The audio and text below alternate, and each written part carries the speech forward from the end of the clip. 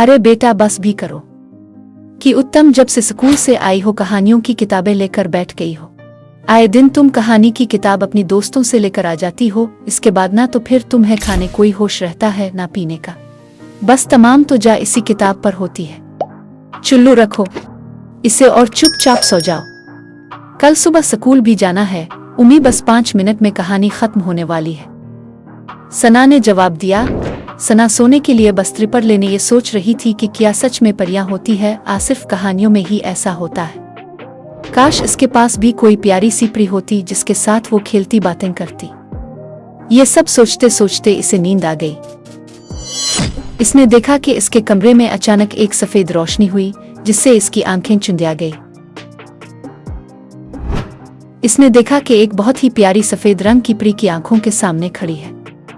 इसे अपनी आंखों पर यकीन नहीं आ रहा था। इसने अपनी आंखों पर यकीन नहीं आ रहा था। इसने अपनी आंखों को 2 बार मसल कर देखा तो परी ने कहा, सना मैं सच में परी हूं। तुम हमें इतना पसंद करती हो तो क्या हम तुमसे मिलने भी नहीं आ सकते? सना ने कहा, सफेद परी आप बहुत प्यारी हैं, क्या आप मुझे अपने मुख की सिर करवाएंगी? सफेद परी ने कहा, ठीक है चलो आ चलें। फिर वो दोनों उड़ने लगे और थोड़ी देर में प्रस्थान पहुंच गईं, जहां तुम परियां उनका इंतजार कर रही थी। सना तमाम परियों को देखकर बहुत खुश हुई। इसे हरी, पीली, नीली, काली, लाल, गरज तमाम रंग की परियों से मिलकर बहुत मजा आया।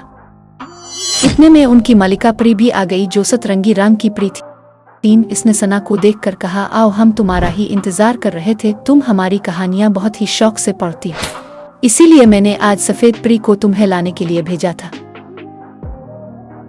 अब सफेद परी तुम्हें हमारे प्रस्थान की सिर करवाएगी।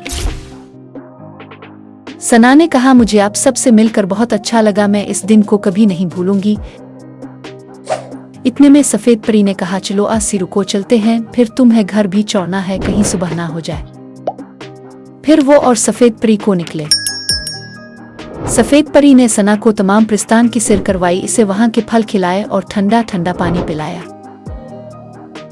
फिर वो और सफेद परी एक गिरते झरने के पास बैठकर बातें कर रही थीं कि इतने में एक जिन आ निकला जो बहुत ही खूंखार और ताकतवर था।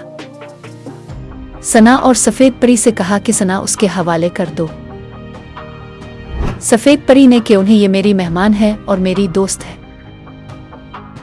जिन हंसने लगा और कहने लगा कि क्या परियों की भी कभी इंसानों से दोस्ती हो सकती है, और आगे बढ़कर सना को खींचने लगा। सना ने कहा, कुछ नहीं, इसने एक बुरा ख्वाब देखा लिया था।